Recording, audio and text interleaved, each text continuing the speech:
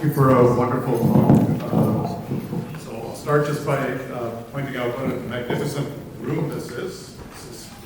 Physically and spiritually a wonderful room, and even with Rambam's menorah there at the front, which is... This room, you know how many seats there are in this room? 613.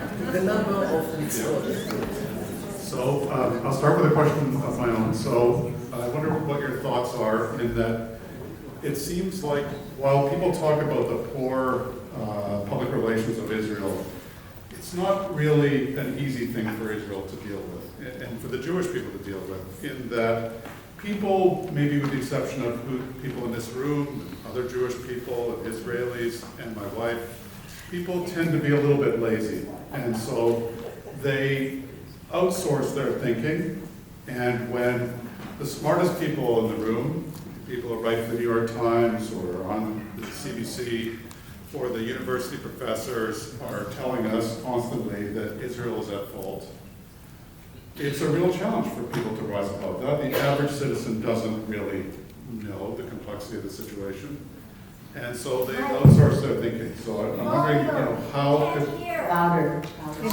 can Israel overcome this challenge that the average citizen just is being told by the smartest people all the time that Israel's at fault? Well, you're definitely right that Israel has bad PR, and I'll tell you why. In my view, first of all, yes, there are in some places still there are some people who hate Jews. To begin with, you heard them, you know them. And whatever Israel is doing is wrong, because whatever Jews are doing is wrong.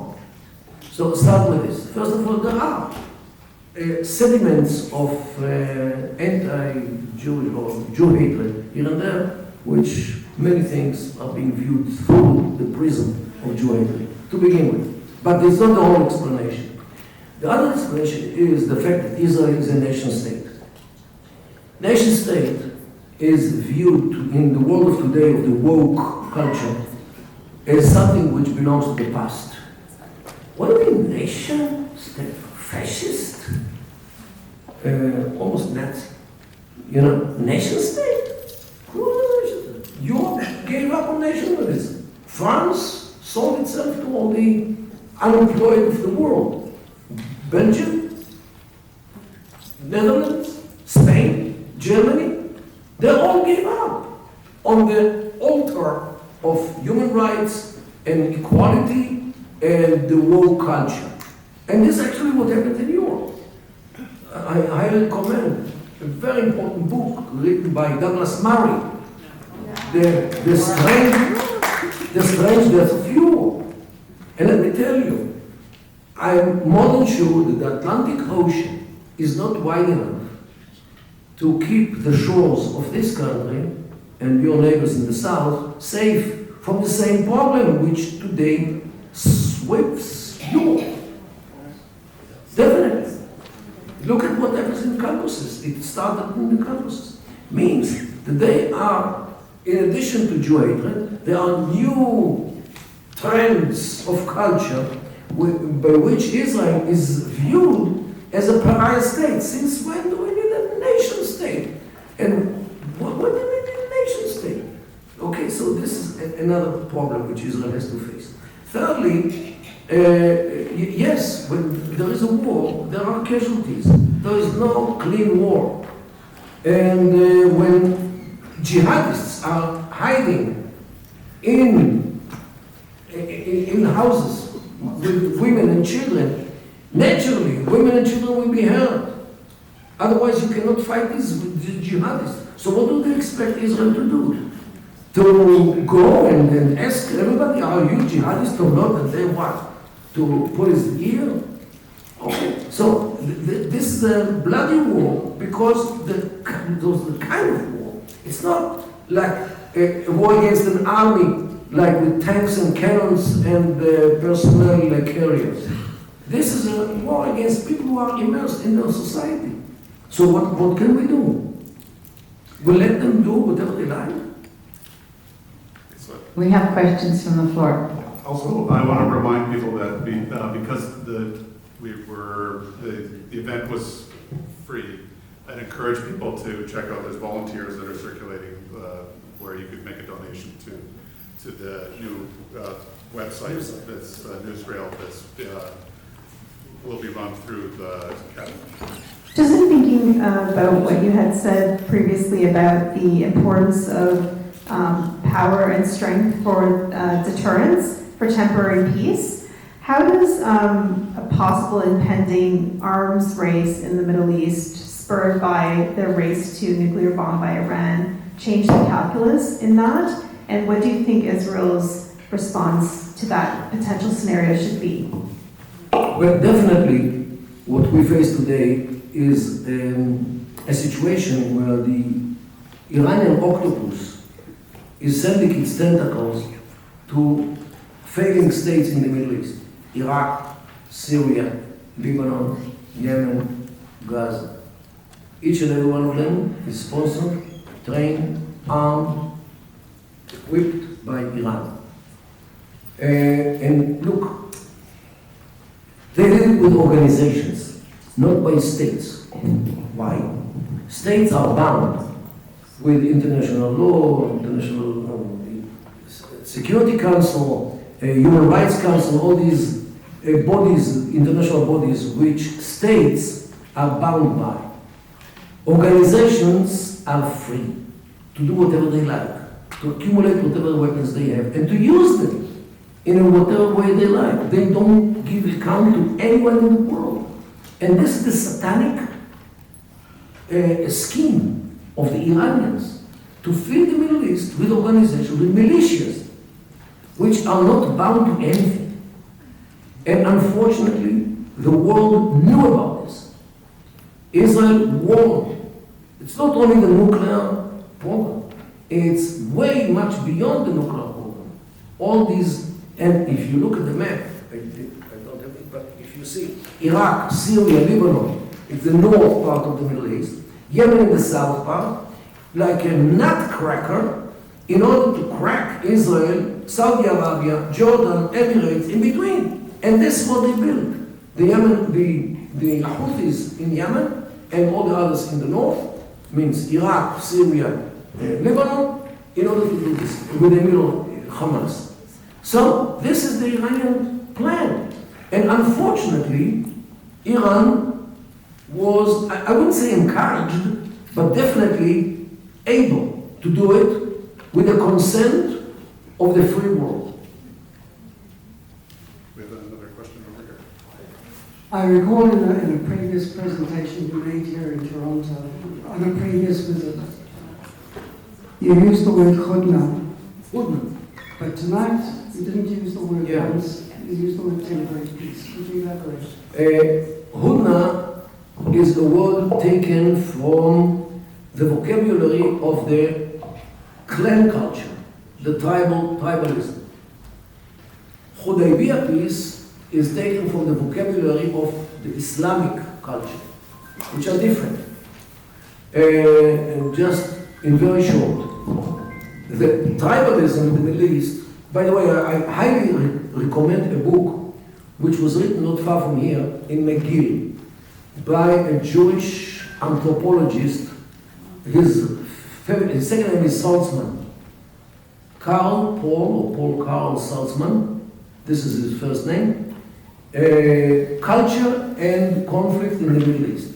I highly recommend this book because the man, don't fall from your chair, the man actually moved for 2 years to Pakistan and he lived in the tents of the Baluchis in the southern part of Pakistan.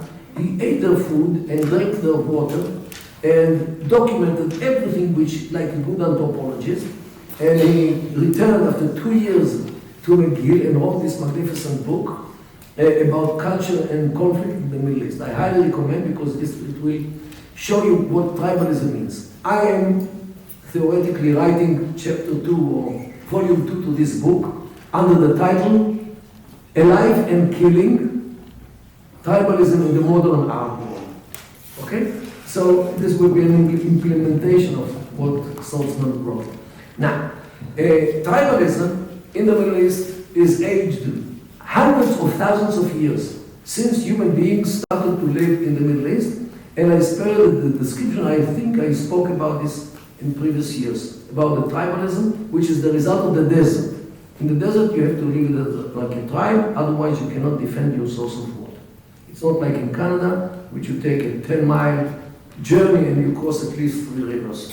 There is no water. So, tribalism is the most powerful and oldest culture which prevails in the Middle East. Only 14 centuries ago, Islam came to the world. This is another vector, another horse which pulls the wagon of the Middle East. And recently, like 200 years ago, which is a spark in history, modernism came to the Middle East with its tools like radio, like television, like internet, like cell phone, like whatever, and ideas. Democracy, human rights, political freedoms, socialism, nationalism, communism, whatever isms which came from the West, also is part of today's Middle East. So today the Middle East is actually pulled by 3 vectors. Tribalism, which is hundreds of years old, hundreds of thousands of years old. Islam, only 14 centuries. And modernism, which are like 3 horses which pull a wagon. And you have to hope that the wagon will remain in one piece. And this is the Middle East. Everything is, if you really analyze the problems of the Middle East, you will see how these 3 vectors interplay with each other, sometimes with each other, sometimes against each other, and this is actually the mayhem of the Middle East. So the Hudna is taken from the tribalism vector, the vocabulary of the tribe culture. Hudaybiyah peace is taken from the Islamic component of the cultures in the Middle East. 2 questions for you. One, I know that Iran and Qatar are collaborating in Jordan. They want to take control of Jordan. And they are smuggling weapons into Area A and B. With this in mind, are most people in Area A and B contaminated by the Hamas ideology? Is there a chance for Iran and Qatar to overthrow or undermine the PA and take control of the ground, the hearts and minds of people? So what is the status of the thinking of most of the Palestinians who live in Area A and B? Second question is about Israel. You give credit to my memory. Look, Hamas, as we all remember, won the elections to the Legislative Council of the PA in January 2006. And until this very day, the PA Legislative Council is by Hamas. The majority of the seats are occupied by Hamas. Of course, Mahmoud Abbas, the president, he means Abu Mazen, he paralyzed the parliament because of this, but it can repeat itself.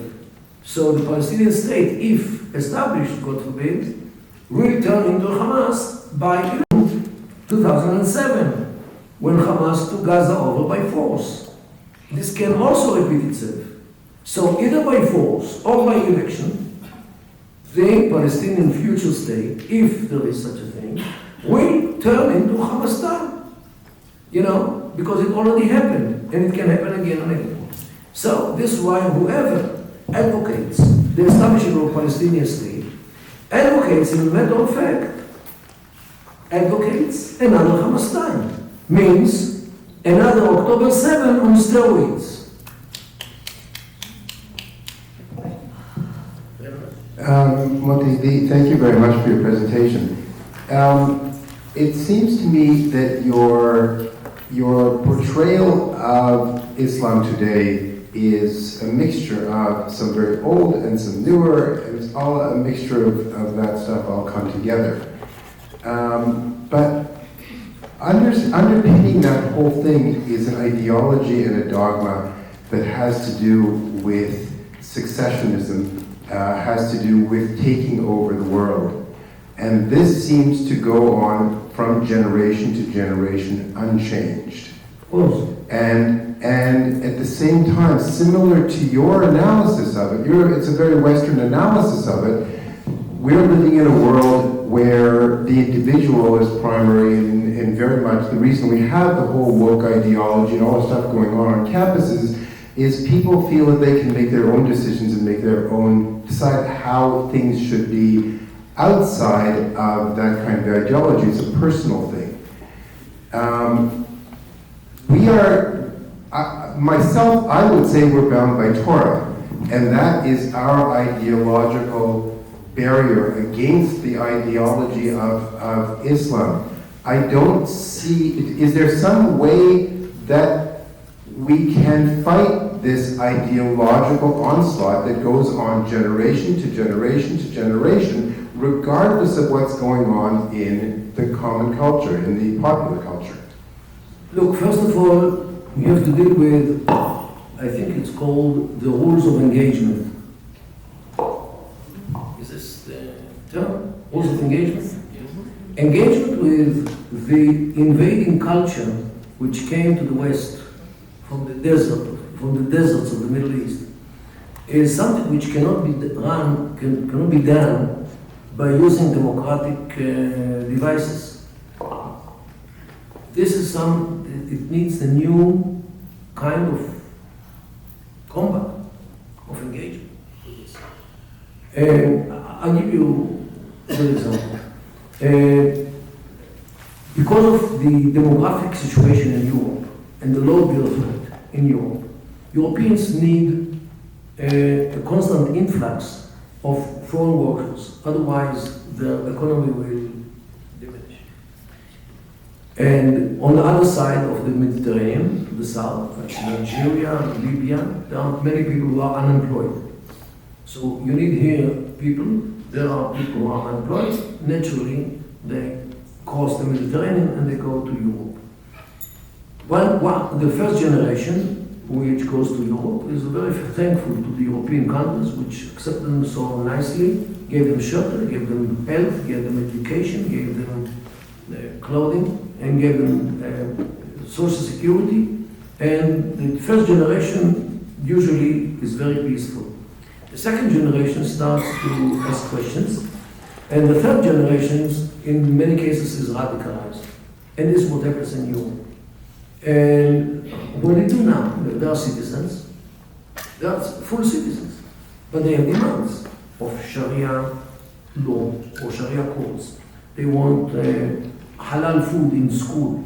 Even, everybody comes from home with a sandwich should not have pork because they don't like the smell of pork in the classroom or wherever they eat.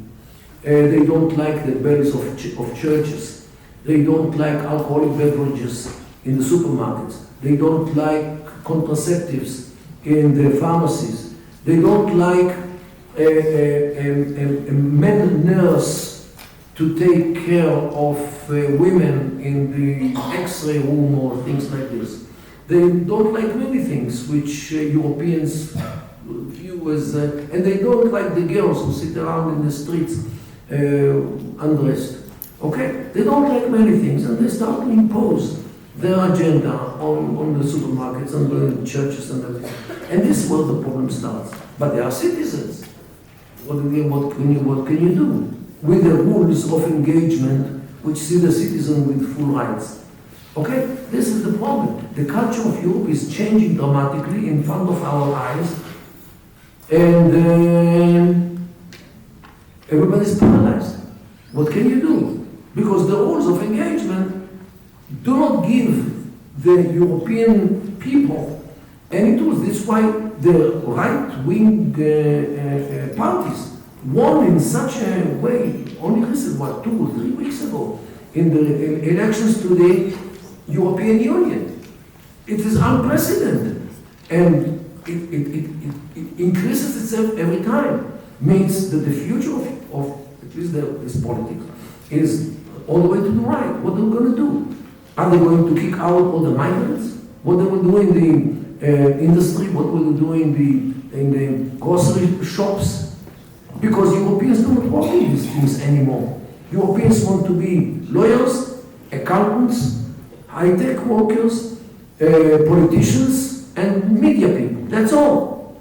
Who works in the transportation? Who works in the mines? Who works in the assembly of cars and electric appliances? Who works in the grocery shops? Who works in the fruits and vegetable shops? Nobody, no European works in these things anymore. Drivers of trucks, Europeans are taxi drivers. This is what happens in Europe. And I don't know what will be here, but I think that this book by Douglas Murray, The Strange of Europe, The Strange Death of Europe, should be carried by heart by people in this continent. Otherwise, it will come to here as well. In contrast to the last hour, you're now describing a losing strategy. To me, In contrast to the last hour, you are now describing us in a losing strategy. what I'm saying is that we have to analyze the problem, to find the problem, and to find means in order to deal with this. Look, even the right-wing parties in Europe, which were elected recently, so what do they have more children than the others? Those right-wingish people? I'm not sure. So what is their solution? What is their solution? I want to see. Give out. We have a question. Unfortunately, this is what happens. We have a question here. Hi, Dr. Nadar. It seems that Israel is in a strange position because we're tied to the U.S. in a way that it's very confusing. Because it seems that on one hand, the U.S. seems to want to appear anyway supporting us, and in some ways has. And on the other hand, it ties our hands behind our back. It ties Israel's hands behind our back. So where is the U.S. and why is the U.S. so invested in wanting a Palestinian state? What's in it for them? And what's their approach to Iran? Well, you're definitely right by claiming or by talking about the Israeli dependence on the United States of America. Just to give you an example of this dependence, in 2016, President Obama, those days, increased the annual support to Israel from $3.1 billion to 3.6 or 7, significantly increased. But, and everybody in Israel was very happy. But in Israel, people did not notice that the agreement which increased the sum included an article which says that Israel will cease to produce some kinds of ammunition. What was instead? The CENTCOM, Central Command of the American Army, placed some big storages of ammunition in Israel, with the understanding that if Israel needs this ammunition, Israel can use this ammunition. And this was vis-a-vis the ceasing to produce ammunition. Okay? The storages, which, could be acceptable. However, 2.5 years ago, when the war in Ukraine started, all of a sudden the storages were moved to Ukraine. So Israel remained kerachat mikan u'mikan, means no production on one side and no storages on the other side. And now we are depending on the American industry about this. So definitely, Israel made a big mistake by delegating the production to the American factories rather than bringing it back. No doubt. Question over here. תודה רבה, ד"ר קידר. I have a question for you. The Hasbara has a limited reach. It's a numbers game, right? When we try to talk to, we're usually talking to a captive audience, which is the Jewish community, the Israeli community. But looking at it from a pragmatic point of view, how do you change the narrative to actually reach those who could be potential allies to see the dangers that you were talking about, which is the long game, right? When you see that You were mentioning Islam over 1 generation, 2 generations, 100 years. They see the long game. How do you change the narrative so the rest of the world can actually see that and act accordingly? Today the world, if I go and I say, guys, read the book of Douglas Murray, immediately, many people will stand up and shout at me that I'm Islamophobe and I'm a bigot and I'm a racist, and because Douglas Murray is viewed as this things. And even mentioning his name raises resentment within those. So you can't even talk about these things today because it's not politically correct. And political correctness killed Europe. Yes, Lena.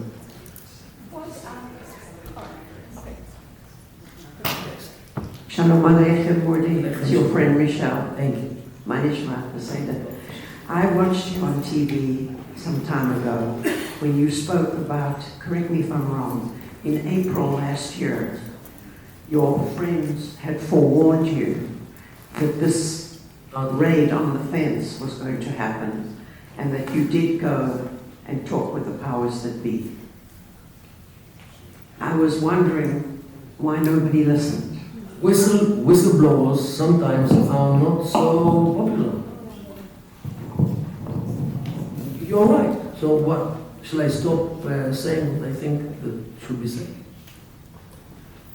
Okay, so I'm going to ask you the hardest questions here so far. What is the future? What we should do with Hezbollah in the north and Iran with weapon, and whether it's worthwhile to have a peace even with Saudi if it's temporary, or with other Arab countries? Look, I think that that the main problem in the north is not Hezbollah.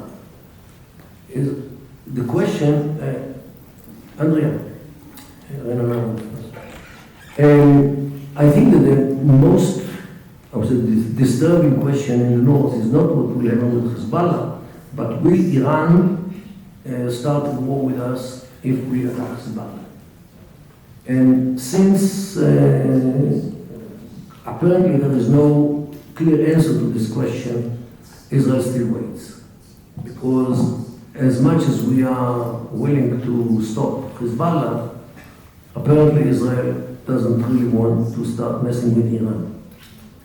Although we could, but we don't. So We prefer not. given the limited time, we'll have to just have 2 more questions. What are the most important things that we can do from here, and what, including the significance of Aliyah? Look, about Aliyah, as much as I understand, I'm not sure that Israel is so attractive these days, because the north, people are evacuated, like 80,000 people evacuated from the north. The south also, not everybody is still returned home. And there are some question marks about living in Israel, so I think that people, even those who thought about Aliyah until, let's say, half a year ago, today recalculate their route. And for good reason. I don't blame anyone who doesn't want to move to a war zone. And at any given day, Hezbollah can start a big war with Israel and Iran also, and Tel Aviv might be also part of the problem, not only Nahariya. So definitely, I do understand anyone who hesitates these days, when it comes to common Aliyah or not. Yet, in my Bible, which is the place of the Jews, which is the Eretz Israel, is a principle. Hi, Dr. Kadar. It's a pleasure to talk to you. I see you on TV all the time. Thank you. You're welcome. First of all, my question is, what I'm going to say is that I see that many Israelis are becoming more conservative. Jews around the world are becoming more conservative, more closer together than they've ever been. The Israeli army, Israeli soldiers are putting tzitzit on. Even the Rus. What? Even the Rus soldier. Good. And also, big question is, how do we get rid of this woke, lazy leadership of the army and replace it with something with men who care about the country and the people and who will fight for them? Yes, you're right by hinting to the fact that many generals in Israel went through education in Harvard University, sponsored by Wexner Foundation. And this thing was exposed, especially after the war started, between those who failed actually are all disciples of the Harvard School of Management, I think, sponsored by Wexner. There are voices in Israel today, like Ofer Winter and other officers, high officers, Efi Eitam, who was in the army, who point to this problem.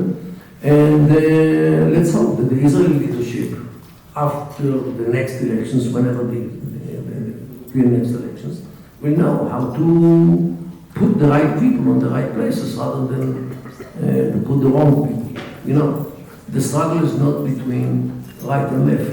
It is between right and wrong. Where are they? No, they are, like Ofer Winter and others. But so far they were pushed aside, pushed to the margin. If the Israeli leadership will decide to change this appearance, but by the way, the Americans are pushing. I think that almost every position in the headquarters of the army in Israel has to go through the approval of the American administration. Unfortunately, but this is what I suspect. We have to be released from the apron of Mama America. So, Julianne is going to give some final thoughts. Thank you so much. And thank you, everybody. I understand we've run out of time, unfortunately. There's so many good questions out there.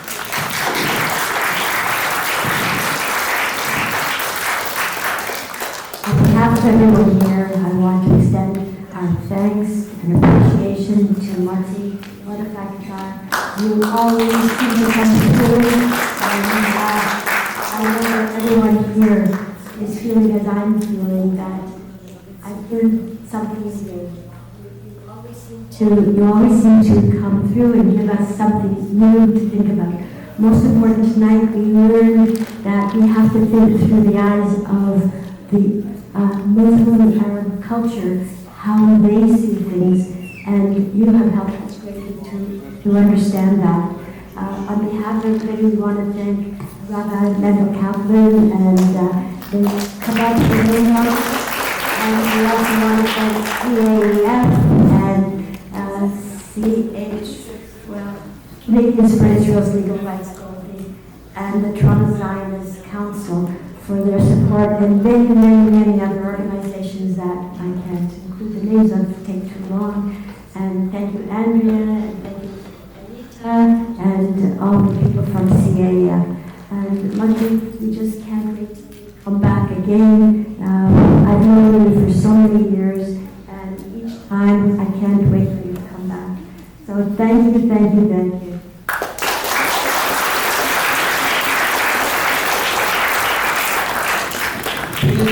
And please download this application, New Israel, and please use it. Thank you so much.